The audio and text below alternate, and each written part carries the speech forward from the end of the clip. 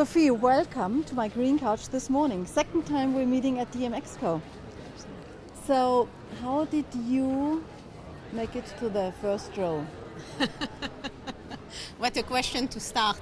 Okay, I think there is no magic secret or recipe. I think it's about delivering the result, resilience, believing in what you do, and just eventually it works out. And you mentioned before you care. I'm really impressed about that. I think this is really making a change between just being a manager and driving the results, but taking more care about people. Look, the real truth.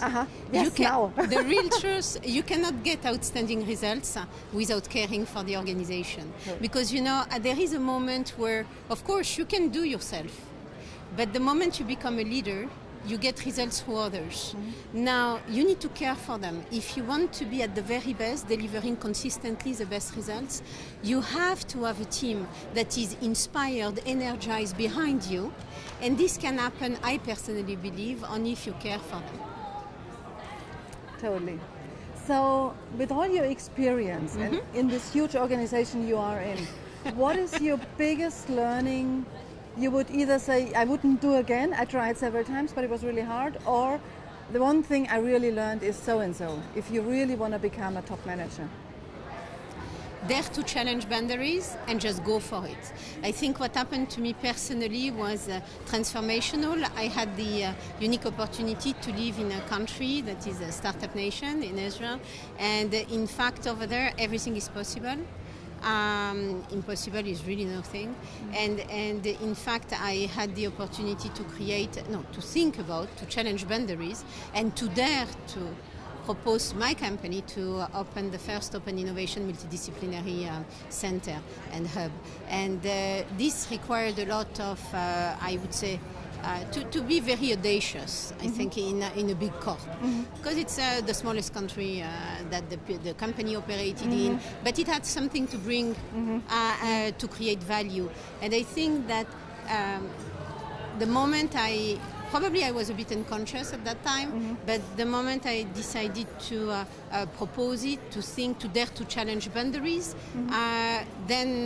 then it worked out, and my CEOs at the time were amazing, because they were just so supportive, that without any formal, but just saying, you know what, there is a rationale, there is a reason, just go for it. And I think that's the biggest lesson I have learned, because people are challenging me very often on how can you talk about entrepreneurship in a big corp? And I said, this is the most entrepreneurship company you can ever dream of. And this very precise example is probably the best tip. So that's why I'm always very vocal to anyone on just there. You need to know your stuff. Absolutely. Okay, so to be on top of your fundamental, this is a no miss. I take it for granted. But once you're on top of your fundamental, dare to challenge and dare to shoot for something that might be unthinkable, but that can deliver breakthrough. Big bet, outstanding results. Safe position, no chance.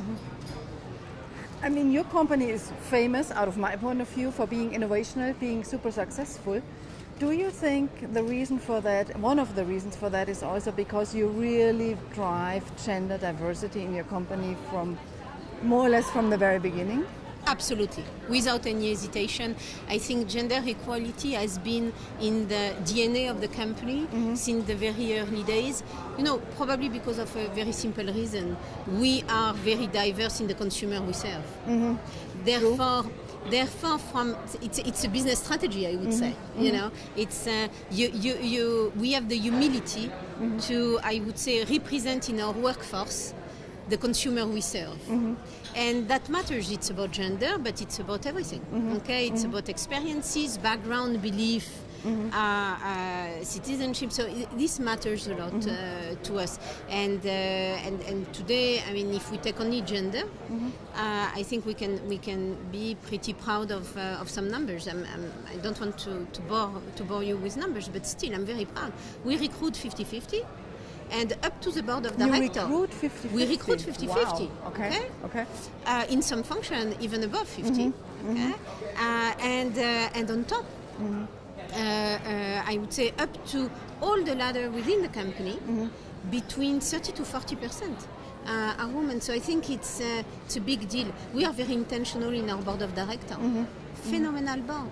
I mean, 40% women. Skills, because that's the most important is really professional set of skills that are complementary.